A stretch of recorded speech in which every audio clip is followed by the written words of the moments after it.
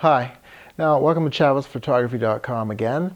And today we're going to talk about how to shoot a wedding from beginning to end. This is for the beginners who've never really shot a wedding, who are afraid to shoot a wedding.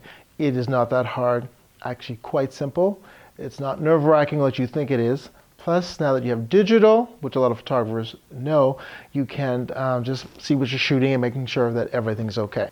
So, first off is shoot a wedding. You do the contract with the client so you know when you're supposed to be there from beginning to end. First thing you do is you go to the groom's or the bride's house. If you go to the groom's house, or if you have two photographers, you send one to the groom and one to the bride. If you don't, you work it out. We can go to groom's place first and then the bride's, or vice versa, whichever works for you on the day. You go to the groom's place and you shoot the groom getting dressed with the groomsmen. Putting on the corsage. You shoot him with his parents. You shoot him with the grooms. If there's a nice area around, if there's a nice area outside, you take the groom and the groomsmen outside. Preferably nice scenery. Grass scenery with trees and whatnot. Whatever you have, if it's cement or block buildings, and you can shoot in black and white, you shoot that too.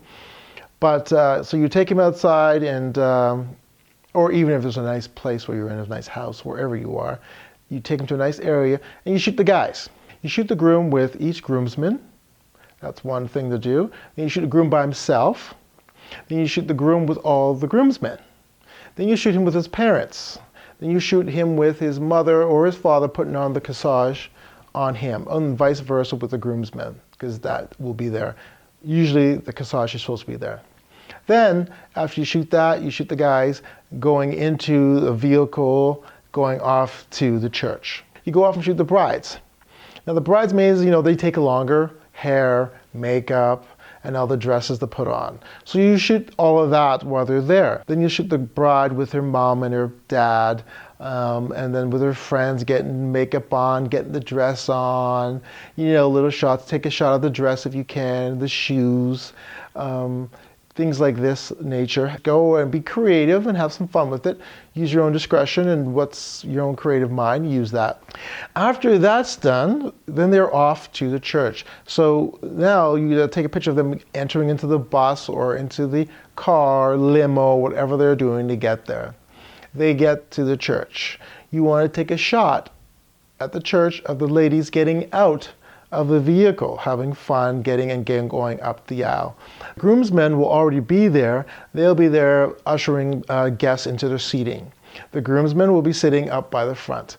You'll probably have a few minutes to go talk to the preacher, the pastor, or whatnot, whoever's going to be there delegating the wedding, and ask him where you're allowed to go, if you're allowed to have flash photography or not. Usually you check with them the day before, and find out when, if you can go to the rehearsal, it'd be great, and find out if you're allowed to use flash photography and where you're not allowed to go in the church. Some ministers and priests and pastors will not let you go up on the pew.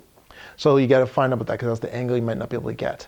So when that is done, you can take pictures of the groomsmen or the groom standing up by the altar waiting for his bride.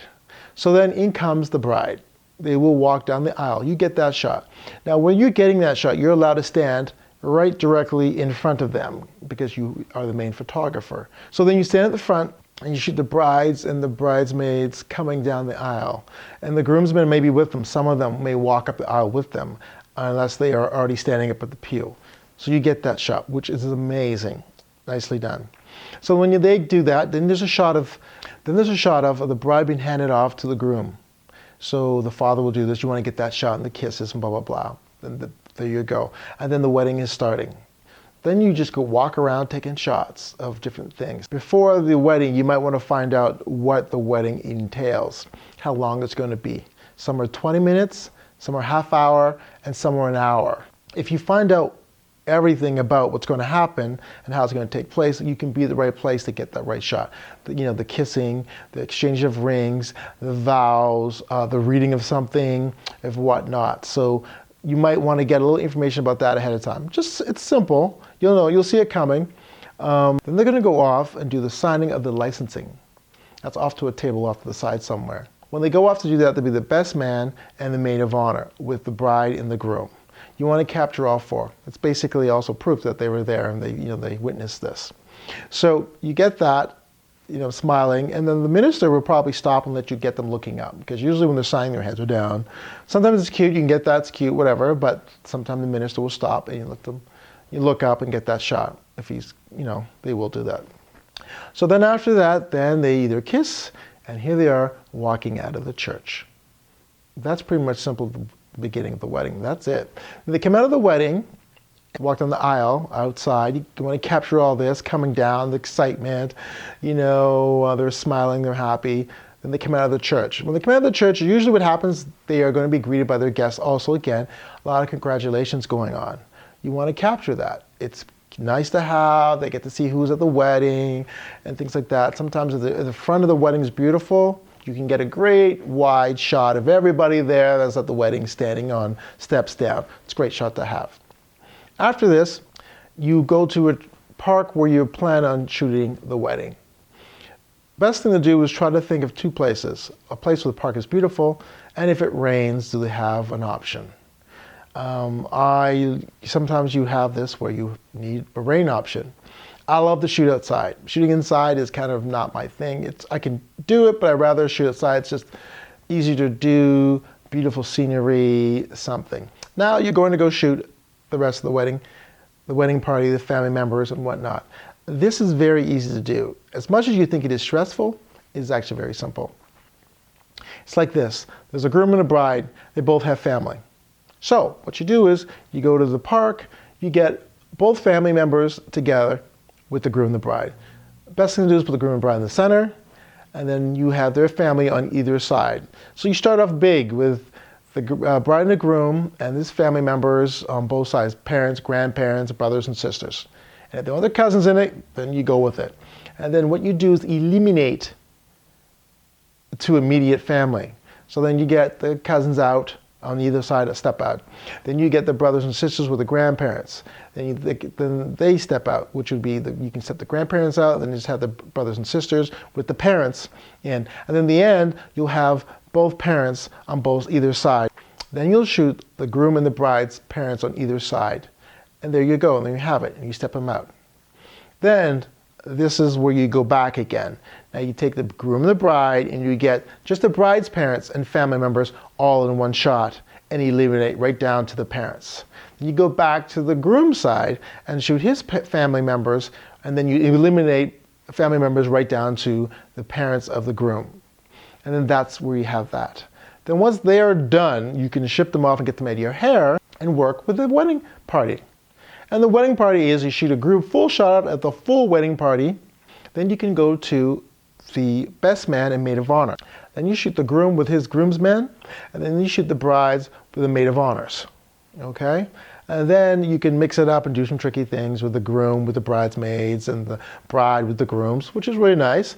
And then after that, you can do one shot of each bride with each bridesmaid.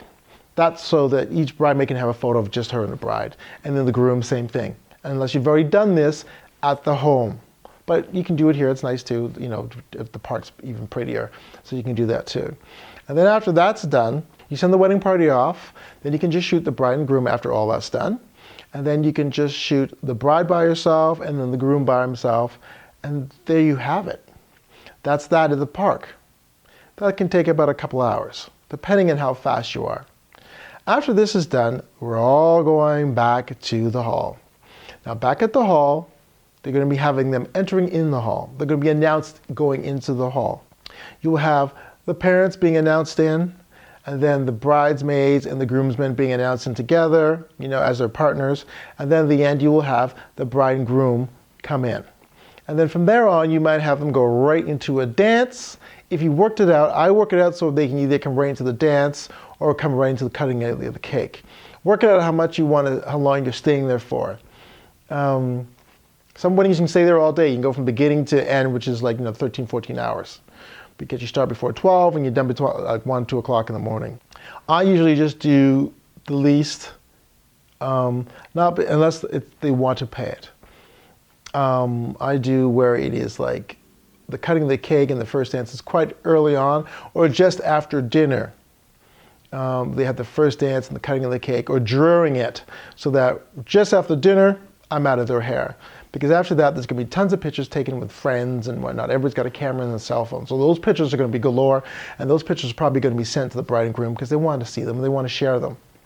But if they want you to be there the whole night, then you stay and you work out what they want done, and when the cutting the cake is done, and when the first dance is, the parent dance, because the groom will dance with his mother and the bride will dance with her father. So all these dances are going to be there. They're all done within the dance sequence. Then after this, it's just fun shots, party shots. And if you're hard to stay there for that, then stay back into it. But that's really it. That's the lineup of it. It's not really over the top stressful. One key thing to remember is you are the main photographer. They will pay attention to you to get things done because they want those beautiful shots.